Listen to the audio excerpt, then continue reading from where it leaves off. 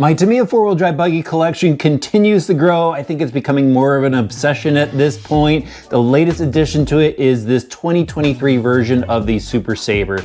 Now, this was released back in 1987. It was the brother to the Boomerang, and there was just a few differences between the two. One of them was the body, the damper stays was another, and then the color of the plastics. The Boomerang had the blue plastics on it.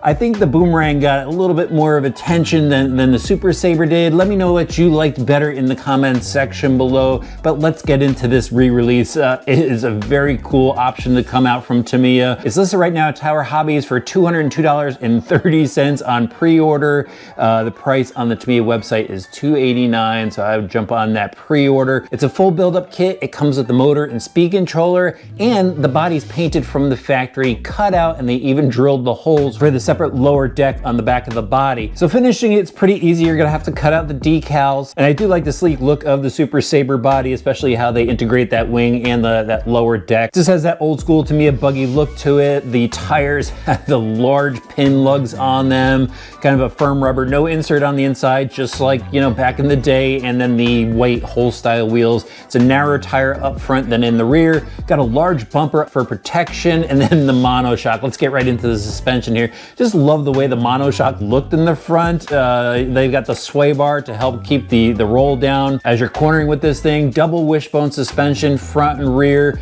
The red steering knuckles out there that are captured by the kingpin style pivot balls. Multiple piece. They even have the little metal plates in there that you gotta screw in. And then the rear has the massive red hubs to support the axles, and then the CVA shocks. These are oil filled, and they give you a soft oil from the factory, so I think this thing is gonna be kind of bouncy, just give you that old school driving feel, which is gonna be so much fun.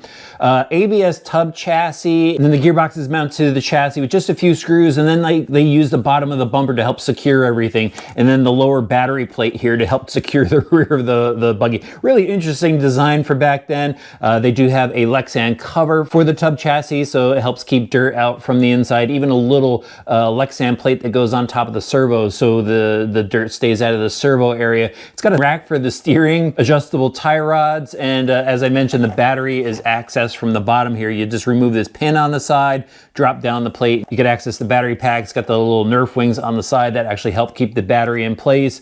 Back to the drive line. So we've got gear differentials in the front and in the rear, the cast metal gears on the inside of the diffs, and then the standard Tamiya gears that we've seen on so many kits. And then it's a mix of bearings and bushings, and they even have thrust bearings in there. And then the two gearboxes are mated up by a wire style propeller shaft. So very old school. It's got to bring back a ton of memories for a bunch of people, myself included. I love staring at these things in the Tamiya catalogs. So the only thing you're going to need to supply for this is a radio system, a servo, a battery charger, and some building supplies, of course, some CA glue for the tires. Although if you're running the stock motor, I think it's going to be mildly powered. You might not even have to glue the tires, but I did. You have to paint the driver figure and again, cut out the decals. But when it's done, it's just a fun looking re-release from Tamiya. My big thing was I wanted to drive one of these as a kid, and I get to drive it now. So let's head over to Galley Mods. We're going to run it on the track there and just see how it goes.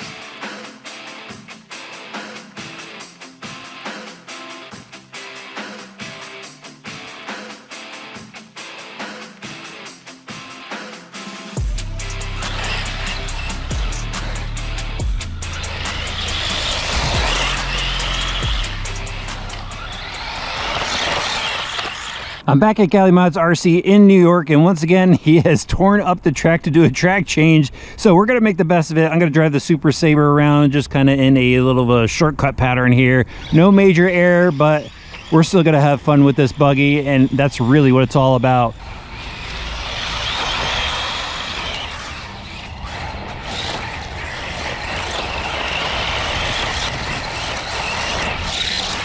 So I've got the 15 tooth pinion gear in here and a 2S battery pack. That's where we're gonna shortcut the track, and I'm just gonna blast it through here. Go over the bumps sometimes, over that jump sometimes, and just have fun with it.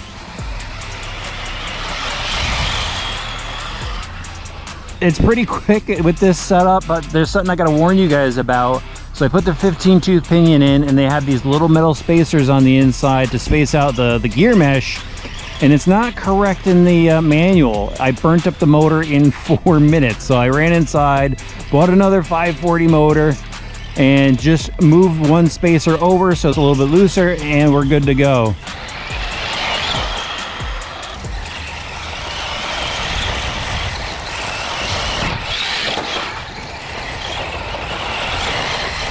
So now everything's working great, and you hear that? The classic Tamiya drivetrain chirp.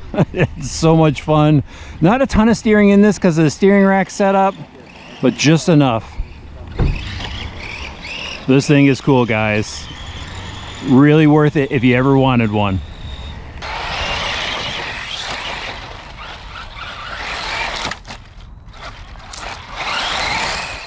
What another great re-release from Tamiya. Such a fun build, so much fun to drive. You know, back in the late 80s when I was driving RC cars, there was a lot of boomerangs. I didn't really remember any Super Sabres out there.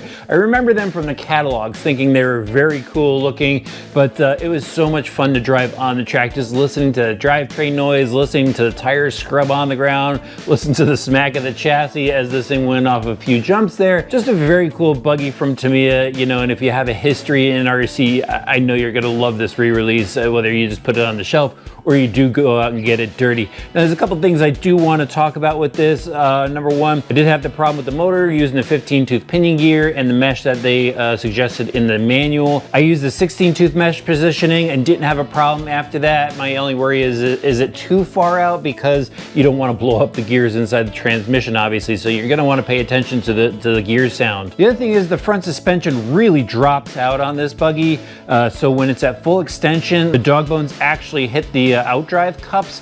So what I would do is I'd go and throw one of the extra O-rings on the inside to use as a shock limiter in the front, and it just needs a little bit, I think, to stop that dropout. It's gonna happen a little bit, but just reducing a little bit, I think, will reduce some of the wear and tear. And then with this re-release, I wish that they went and revised these battery end caps a little bit, just so we could go and throw a standard 2S battery pack in it.